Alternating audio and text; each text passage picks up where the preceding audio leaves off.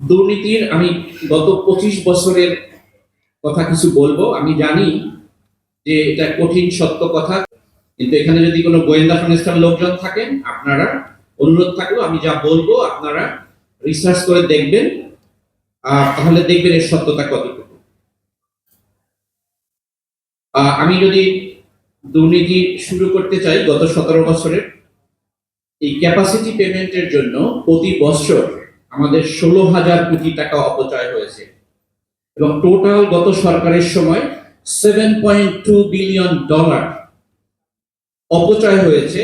এটা অপচয় আমি বলছি না, এটা আসলে এর অধিকাংশই দুর্নীতি হয়েছে। এবং এখানে যেটা হয়েছে ইলেকট্রিক সেক্টরে, বিদ্যুৎ সেক্টরে পলিটিশিয়ান, ব্যুরোক্র্যাট এবং বিজনেস, এই তিনটা সেক্টর মিলে একটা কলিউশন করে বেসিক্যালি এই বিলিয়ন বিলিয়ন ডলার তারা লুটপাট করেছে। এবং আপনারা জানেন, সার্জিস আলম উল্লেখ করেছে রূপপুর প্রকল্পে আমরা জানি যে সেখানে শেখ পরিবারের $5 বিলিয়ন অনিয়মের অভিযোগের তদন্ত চলছিল, কিন্তু আমার সন্দেহ আছে যে এই তদন্ত আদৌ এই সরকারের সময় চলবে কিনা। এই সরকারের যে সিম্পটম, তাতে মনে হচ্ছে না এই তদন্ত আর আগাবে। এরপরে বলছে 2001 থেকে 2006 সালে যে দুর্নীতি এই একই সেক্টরে জ্বালানি খাতে, আমার বলতে কোনো বিন্দু পরিমাণ দ্বিধা নাই। হাওয়া ভবনের ছত্রছায়ায় আপনারা সবাই জানেন সেই যে খাম্বা কেলেঙ্কারি, সেখানে শত শত কোটি টাকা, শত শত কোটি টাকা লুটপাট করা হয়েছে। আপনারা যে কেউ রিসার্চ করে দেখবেন, কতগুলো অথেন্টিক সোর্সে আপনারা পাবেন অনলাইন, আজকাল এগুলো খুবই সহজ, অথেন্টিক সোর্স থেকে পাবেন। এবং ওই সরকারের সময় 2001 থেকে 2006 সালে নাইকো চুক্তির যে কেলেঙ্কারি, সেখানে 13,000 কোটি টাকা কেলেঙ্কারি হয়েছে। কানাডিয়ান পুলিশ তদন্ত করে বলেছে যে ঘুষের টাকা কানাডা থেকে এসেছে, বারবাডোস হয়ে বাংলাদেশে এসেছে এবং তৎকালীন বিএনপি সরকারের প্রতিমন্ত্রীকে এই দুর্নীতির দায় নিয়ে অপসারণ করা হয়েছিল। সুতরাং আপনারা বুঝতে পারছেন এই বিএনপি সরকার, আওয়ামী লীগ সরকার, এরা আসলে এই জ্বালানি খাতে লুটপাট চালিয়েছে গত 25 বছর যাবত। 24-এর পরে আমাদের এগুলো বলতে আর ভয় পাওয়ার কোনো কারণ দেখি না। তাহলে দেশ আগাবে না, তাহলে আর এই দেশে হাদিরা জন্মাবে না।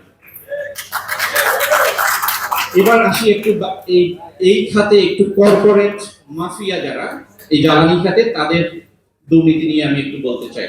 সামিট গ্রুপের কথা আপনারা একজন বলেছেন।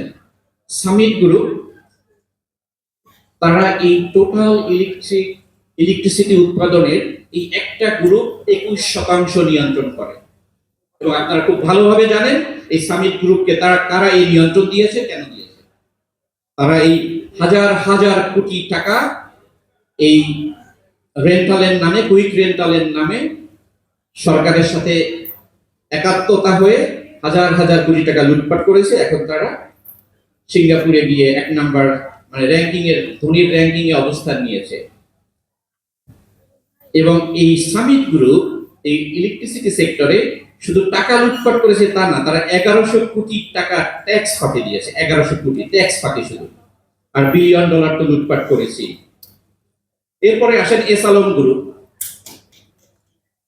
এসালম গ্রুপ তারা ছোট্ট একটি প্রজেক্ট, 1320 মেগাওয়াটের একটি কয়লা ভিত্তিক প্রকল্প, টিআইবি রিপোর্ট অনুসারে সেখান থেকে তারা প্রায় 400 কোটি টাকা মেরে দিয়েছে, ছোট্ট একটি প্রজেক্ট থেকে। এবং আপনারা জানেন তারা ভুয়া 184টি ভুয়া ইনভয়েস দেখিয়ে কোনো কিছু ইম্পোর্ট না করে ভুয়া ইনভয়েস দেখিয়ে 10,000 কোটি টাকা পাচার করেছে। সেই এসালম গ্রুপকে রেড কার্পেট দিয়ে তারেক রহমানের সরকার ওয়েলকাম করছে বাংলাদেশে। তো আমরা যখন জ্বালানি খাতের সমস্যার কথা বলি, এই সামিট গ্রুপ, এসালম গ্রুপ তাদের জন্য রেড কার্পেট আবার এই বাংলাদেশে প্রস্তুত রাখবেন আর আমরা বলবো এখানে বক্তৃতা দিব আর আমরা জ্বালানি খাতের সংস্কার করব, সেটা অসম্ভব। এটা শুধু বক্তৃতা হবে আর এই ধরনের কনভেনশন হবে, আর কিছুই হবে না।